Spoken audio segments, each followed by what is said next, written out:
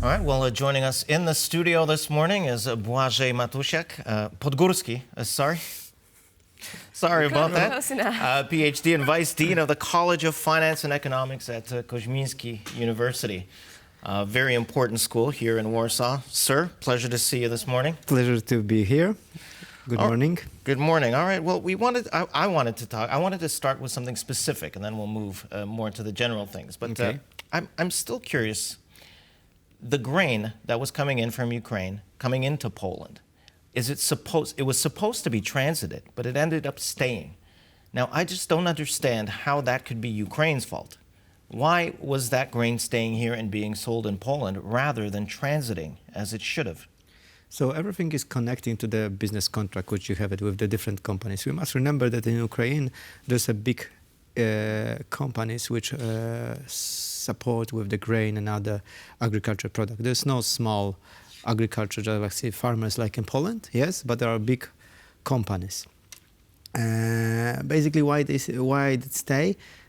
The cost of the transport, yes, is too high to just transport it in far away to other countries of the Europe, yes. So basically, we just go into Poland. So we're part of our grain was transported to France, Germany, Spain, and part of Ukraine also go, but it's mixed on our market. So basically, it's case of the contract. What is particular in each contract of delivery of each of part of the grain? Because generally we have the agreement that we are only the transfer country, but the point is what's happening in the particular agreement between different companies.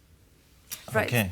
Right. So now perhaps closing that topic, because we had recently a conversation on that very topic. Now let's switch gears just ever so slightly. And we are looking at Ukrainians that seem to be the engine of Polish economy. And definitely we can talk about positive impact. According now to recent studies, in fact, they estimate that refugees from Ukraine contributed to between 0.7 to 1.1% to Poland's gross domestic product.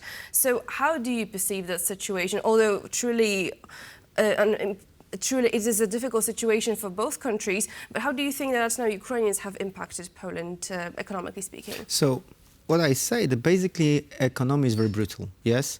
So the whole growth of Polish economy in 2022 and 2023 based on the Ukrainian refugees.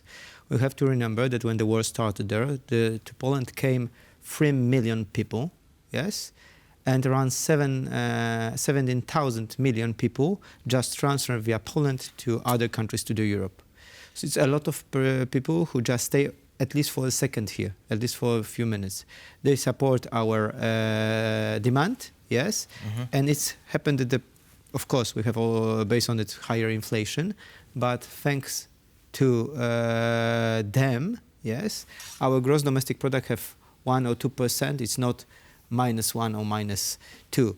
Yes, so basically they support our economy because we have extra 3 million of the season. Now it's around 1 million. Yes, there's different estimation how many of Ukrainian people are here, because some of them already moved to the other countries of the Europe, and without the borders it's much harder to control it. So estimation is 1 million. And also they have an impact on the business. They have also impact on the price of the real estate, because the price of real estate also go up, yes, because we have a higher demand. This is the case of the demand, yes. Higher demand create the higher prices. That's what's happening here, yes.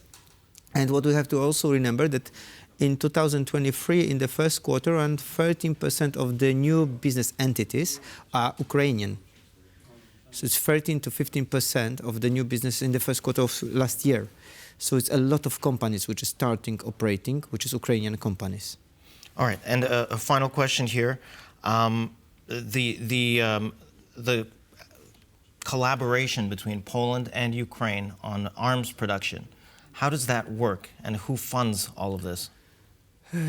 This is much more complicated case, because there also is the security of the governments of the country. So you never have the full data about this kind of cooperation.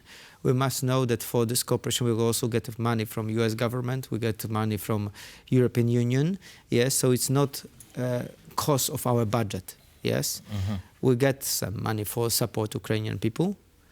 We cooperate with them. Of course, if there's production of anything, yes, and it's going there to export, it creates our economy on a high level. But It's a win-win. correctly on the numbers, we shouldn't even talk because we shouldn't support the other side. How much weapons are going from this side? No, of course. But either way, it's a win-win, isn't it? All of those cases, yes, it's win-win for the economy, a little bit more complicated for the whole society, because if we have a higher demand, the prices go up. So this is the problem for us, but overall it's positive. So in summary, I feel like Poland opens arms to Ukrainian refugees, not only demonstrated solidarity, but also had a positive economic implications, that's for sure. So thank you so much, sir, for joining us today. Błażej Podgórski was our guest. Thank you so much. Thank you very much. Thanks, Błażej.